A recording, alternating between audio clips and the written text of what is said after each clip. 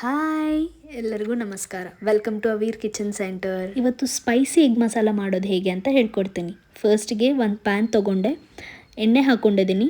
ಎಣ್ಣೆ ಬಿಸಿಯಾಗಿದ ನಂತರ ಈರುಳ್ಳಿ ಹಾಕ್ಕೊತಿದ್ದೀನಿ. ಈರುಳ್ಳಿನ ಸ್ವಲ್ಪ ಗೋಲ್ಡನ್ ಬ್ರೌನ್ ಆಗೋವರೆಗೂ ಫ್ರೈ ಮಾಡ್ಕೊಳ್ಳೋಣ. ಸ್ವಲ್ಪ ಬೇಗ ಗೋಲ್ಡನ್ ಫ್ರೈ ಆಗಬೇಕಂದ್ರೆ ಸ್ವಲ್ಪ ನೀವು ಉಪ್ಪು ಕೂಡ ಹಾಕ್ಕೊಳ್ಬೋದು. ಅದಾದಮೇಲೆ ಗೋಲ್ಡನ್ ಫ್ರೈ ಆಗಿದೆ. ಈಗ ನಾನು ಇವಾಗ ಮೆಣಸಿನ್ಕಾಯಿ ಹಾಕ್ಕೊತಿದ್ದೀನಿ. ಮೆಣಸಿನ್ಕಾಯಿ ಹಾಕಿದ ನಂತರ ಸ್ವಲ್ಪ ಮಿಕ್ಸ್ ಮಾಡ್ಕೊಳ್ಳೋಣ. ಮಿಕ್ಸ್ ಮಾಡಿದ ನಂತರ ಖಾರದ ಪುಡಿ ಹಾಕ್ತಾಯಿದ್ದೀನಿ. ಇಲ್ಲಿ ನಾನು 2 ಸ್ಪೂನಷ್ಟು ಖಾರದ ಪುಡಿ ಹಾಕಿದ್ದೀನಿ.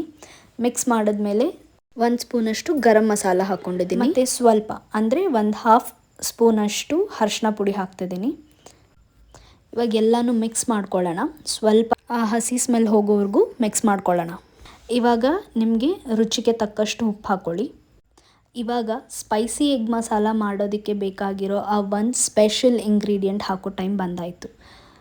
ಕೋಕೋನಟ್ ಮಿಲ್ಕ್ ಅಂದರೆ ತೆಂಗಿನ ಹಾಲು. ಇದನ್ನು 1 ಕಪ್ಪಷ್ಟು ತೆಂಗಿನ ಹಾಲು ಹಾಕ್ಕೊಂಡು ಮಿಕ್ಸ್ ಮಾಡ್ಕೊಳ್ಳೋಣ.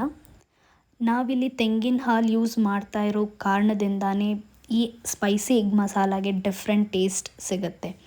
ನೀವು ಒಂದ್ಸರಿ ಟ್ರೈ ಮಾಡಿ ನೋಡಿ, ಇಷ್ಟಪಟ್ಟು ತಿಂತೀರ. ಮನೇಲಿ ಪ್ರತಿಯೊಬ್ಬರು ಇಷ್ಟಪಟ್ಟು ತಿಂತಾರೆ. ಮಕ್ಳಿಗಂತೂ ತುಂಬಾ ಇಷ್ಟ ಆಗುತ್ತೆ. ಇದ್ರ ಜೊತೆ ಬಿಸಿ ಬಿಸಿ ಚಪಾತಿ ಮಾಡ್ಕೊಂಡು ತಿಂದರೆ ತುಂಬ ರುಚಿಯಾಗಿರುತ್ತೆ. ಇವಾಗ ನಾನು ಈ ಎಗ್ನೆಲ್ಲ ಡೈರೆಕ್ಟಾಗಿ ಹೊಡೆದು ಹಾಗೆ ಹಾಕ್ಕೊಂಡಿದ್ದೀನಿ. ಸ್ವಲ್ಪ ಗಾರ್ನಿಷ್ ಮಾಡ್ಕೊಳ್ಳೋದಕ್ಕೆ ಕೊತ್ತಂಬರಿ ಸೊಪ್ಪು ಹಾಕ್ತಿದ್ದೀನಿ. ಬೇಯೋಕ್ಕೆ ಬಿಡೋಣ. ಬೇಯ್ದಿದ ನಂತರ ಈ ಥರ ಕಾಣಿಸುತ್ತೆ. ನೋಡ್ಬೋದು ಎಷ್ಟು ಕಲರ್ಫುಲ್ಲಾಗಿ ಎಷ್ಟು ಚೆನ್ನಾಗಿ ಕಾಣಿಸ್ತಿದೆ ಅಂತ. ದಯವಿಟ್ಟು ನೀವು ಟ್ರೈ ಮಾಡಿ ನೋಡಿ. ಚೆನ್ನಾಗಿದ್ದರೆ ಕಾಮೆಂಟ್ ಸೆಕ್ಷನಲ್ಲಿ ತಿಳಿಸಿ. ಸಬ್ಸ್ಕ್ರೈಬ್ ಮಾಡೋದನ್ನು ಮರಿಬೇಡಿ. Thank you.